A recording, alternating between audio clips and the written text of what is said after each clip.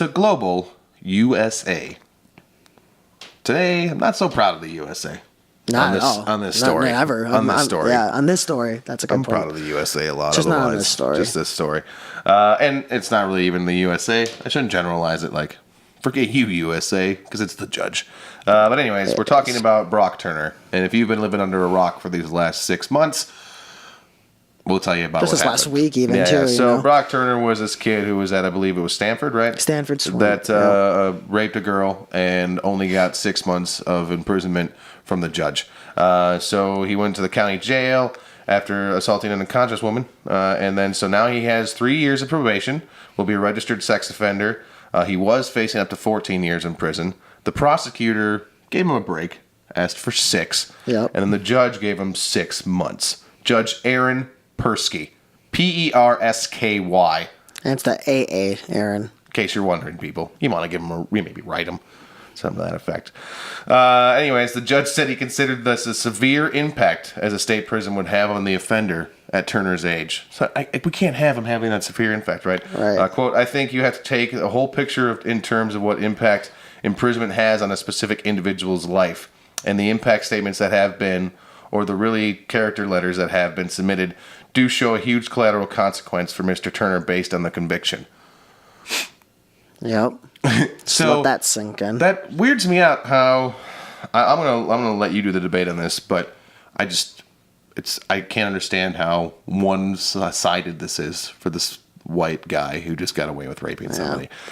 So what do you make of these events, and what do you feel should have been done versus what was done? Well, first off, we, between different circles, we know people that are victims of rape. So we will not only post different links to go where you can find help and get your situation figured out on our social media, but come forward.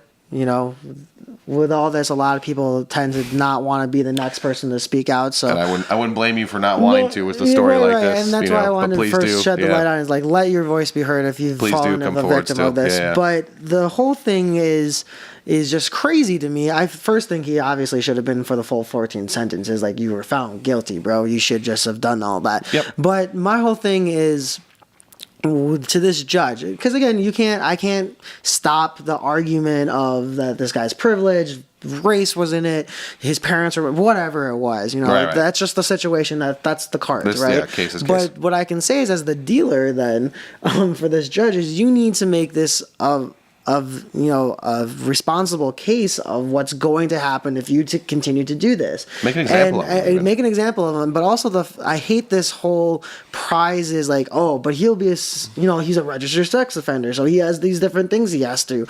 I don't care about that. I don't care. This that should be, yes, a punishment in addition to spending time in a prison. Yep. And regardless, again, the huge argument was he was in a county prison versus a state prison. Again, I don't care about that. You should be in somewhere for 14 years. Yeah.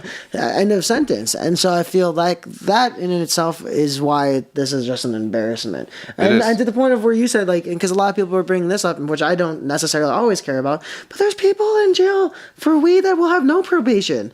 That guy was just released for 22 years. He spent a third of his life in prison for weed. For weed. And this little fuck. That's what I mean. And so I think that's 3 months. I think that's where the craziness starts to get into, and where it just needs to end of where these victims come forward, have the courage to just come forward, and then get prosecuted. And then what's the point? You're just promoting this. Yeah, there's two. If you don't make an example of them, period, you're promoting that you're okay with rape. There's 2 points to that exactly, and that's exactly it. One of them, mine, is that how does any woman who is a victim of these situations, any victim feel comfortable coming forward when a jackass like this gets off because of a judge either getting, I'm going to accuse it, either getting money, fame. I don't know what this person is getting, but there's some reason that you felt that only 6 months was worthy of a woman's insecurities for the rest of their life. Yeah.